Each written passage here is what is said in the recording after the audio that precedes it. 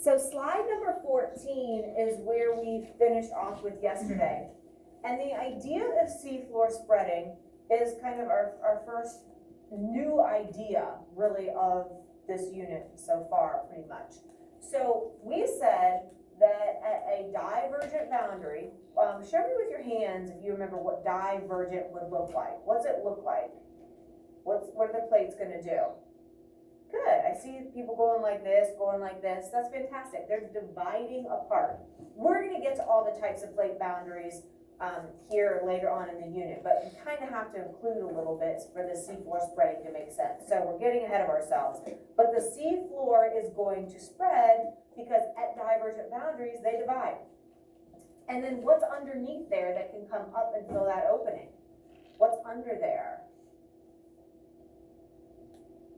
AJ, what do you think?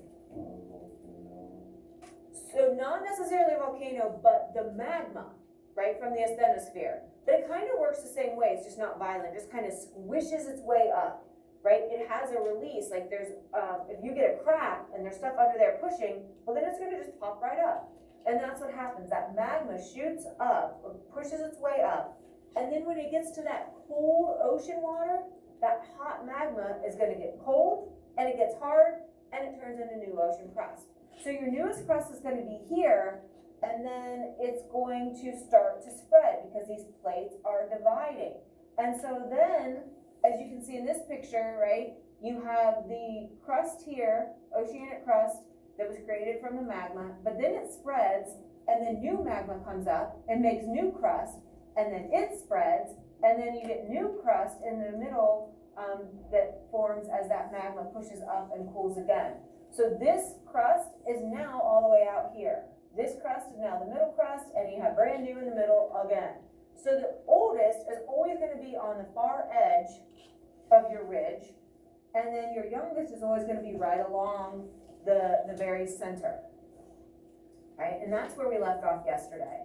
And there is a special mid-ocean ridge called the Mid-Atlantic, because it's in the middle of the Atlantic Ocean, and it runs almost the whole length of the Atlantic.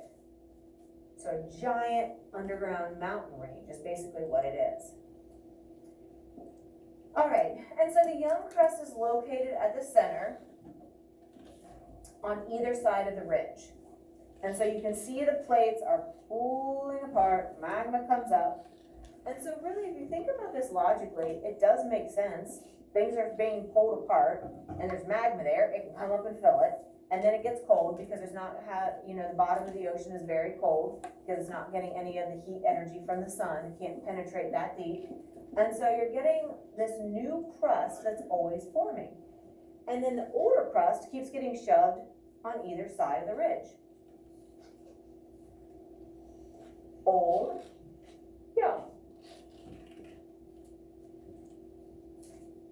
And there's magnetized igneous rocks that form at these mid-ocean ridges.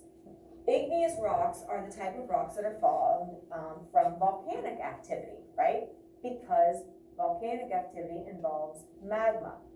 And so if this magma is producing our mid-ocean ridges, it's also going to be igneous rock, just like the rocks that are found from volcanic activity.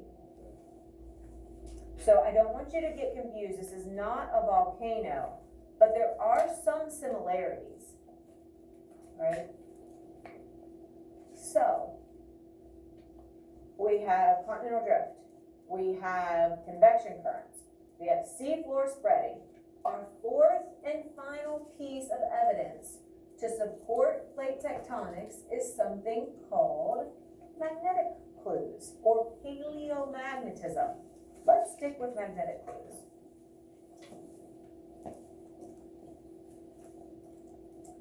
So along the ridges, mid-ocean ridges, along those divergent plate boundaries, are patterns of magnetic minerals that are embedded in the igneous rock. And remember, that igneous rock is the cooled magma from when the sea floor was spreading. So magma produces igneous rocks.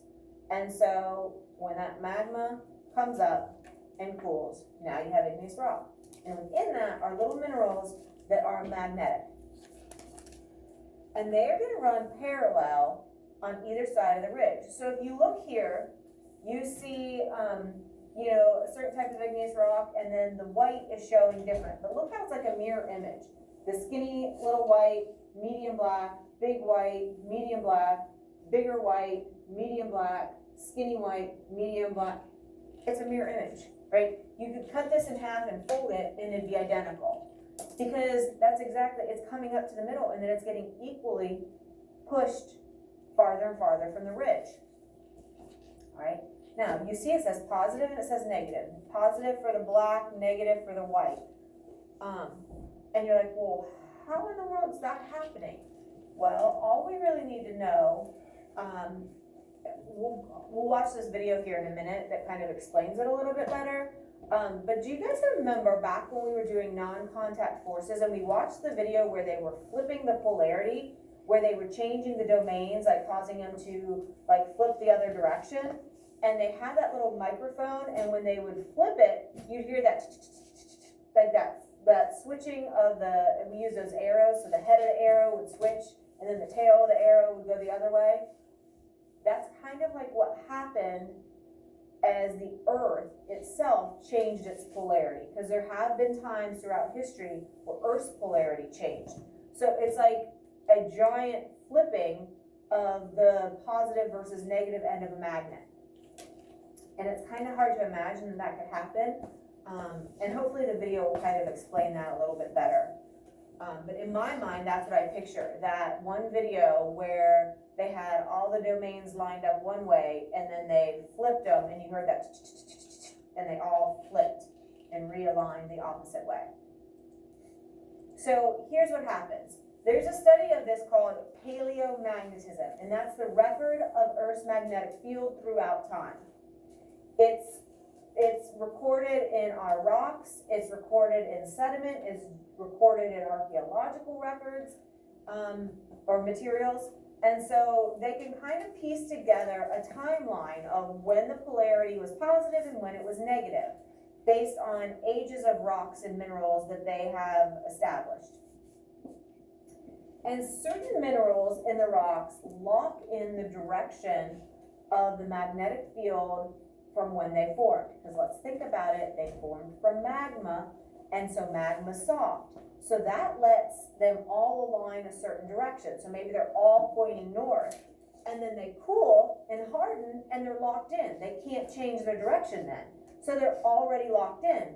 And then let's say a couple thousand years later, the polarity changed. So the magma that's coming up, all of those minerals are going to line the opposite way because the polarity was different.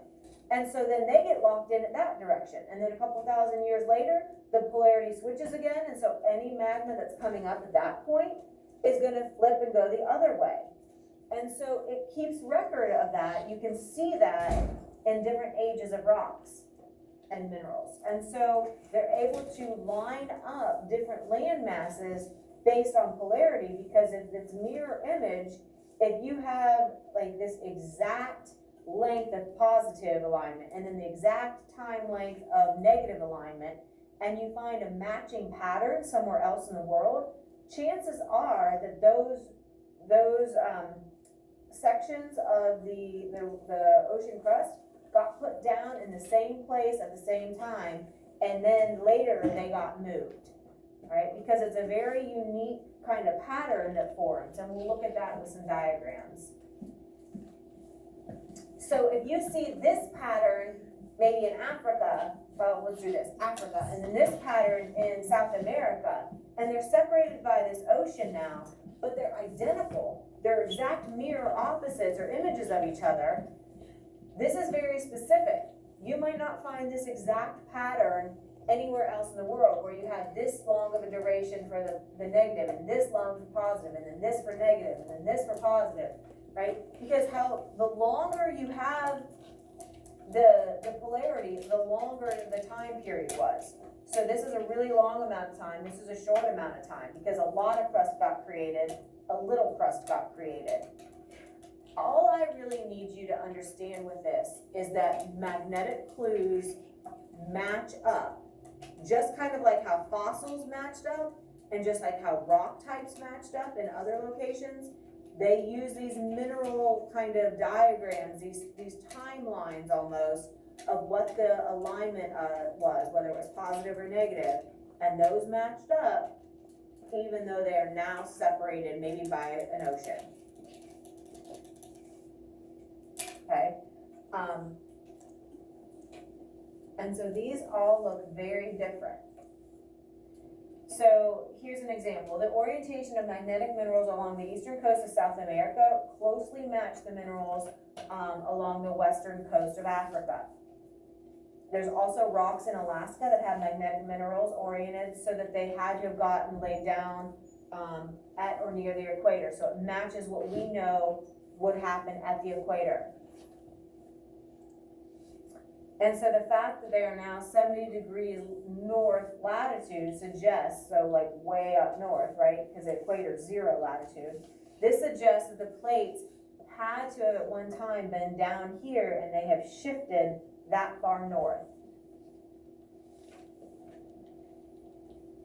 So I don't want you to get hung up on or kind of like obsess about the tiny details of magnetic clues. Just recognize that it is the fourth and final piece of evidence so far that proves that plate tectonics is a legit event. Those plates are moving. There is nothing else that we've ever been able to come up with that can explain how continents drifted, what convection currents, like if convection currents are moving, they have to be moving what's on top of them. So all of these pieces of evidence just keep going back to reinforcing the idea that the tectonic plates are moving. Are we watching any videos today? We have a couple. All right, so this is just showing a map of our tectonic plates. So where you see these little lines, you know, that they're showing kind of plates and the boundaries between them. We'll get into plate boundaries and the events that happen there. I am not going to make you memorize the plates. You can pull up a map and find them very easily. Now, obviously, it's pretty easy. South American plate, North American plate, Eurasia, African, Australian. There's some that are just named after the continents. But then there's a lot of other smaller ones, too. So I just want you to be able to see these plate boundaries, because some of these, they're coming together. Some of them are divergent. So here's the mid-Atlantic ridge, right? This is the Atlantic Ocean. And remember how we said this is a divergent boundary that's pulling apart? So our mid-Atlantic ridge is formed right there. So this is our newest, youngest crust, oceanic crust. And then here's our older crust that's farthest away from the ridge. We're going to go ahead and stop the notes there. Here's the video that will hopefully help kind of explain this magnetic clue system. So if you're at home, make sure you watch the video as well.